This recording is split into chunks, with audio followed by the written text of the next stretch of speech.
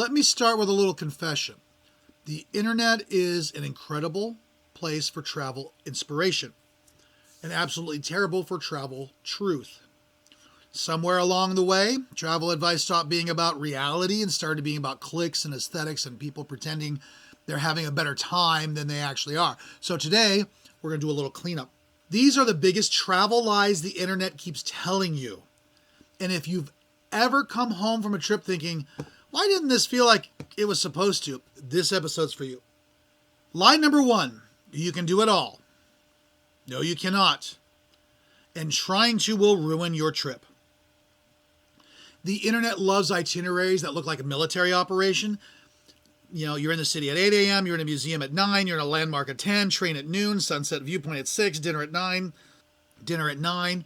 What they don't show you, of course, is exhaustion, missed connections, decision fatigue, and the quiet resentment between travel companions. Doing everything means experiencing nothing deeply. Good trips are not about coverage, they're about connection. Lie number 2, cheaper is always smarter. Now, budget travel content has convinced people that spending less automatically makes you clever.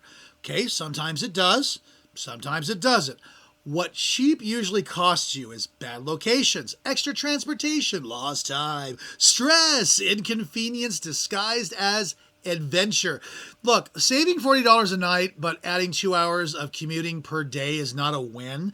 That's math you'll regret while standing on a train platform at rush hour. Lie number 3, this is the best time to visit. Yeah, best for who? Travel blogs love declaring best month, perfect season, ideal time to go. What they rarely say is best weather usually means the worst crowds. Cheapest prices often mean worse conditions. Shoulder season isn't magical. It's a compromise. There is no universally best time to really visit anywhere. There's only the best time for you, and that depends on crowds, heat, budget, energy, and the tolerance for chaos. Lie number 4, this hidden gem is totally undiscovered. If it's on TikTok, Instagram, YouTube, and 47 blogs, it's not undiscovered. Hidden gem now means it was quiet 5 years ago. These places aren't bad, they just may be overpromised. The disappointment comes from expecting solitude and getting a cue. Real hidden gems are harder to get to, less photogenic, quieter for a reason, and usually recommended by locals, not algorithms. Lie number 5, you don't need a plan, just wing it. So this can be a very damaging lie. Spontaneity is great. I love spontaneity, but I don't like chaos. The internet loves the fantasy of landing somewhere with zero plans, wandering into perfect meals, stumbling into magical experiences. What actually happens, wasted mornings, closed attractions, fully booked restaurants, and a lot of frantic Googling. The best trips have a loose structure. You know your anchors, you know your must-dos, and you leave space in between them. Winging it works best after the groundwork is done. Lie number 6, all-inclusive means stress-free. All-inclusive does not automatically mean relaxing. It means convenience and predictability in a controlled environment.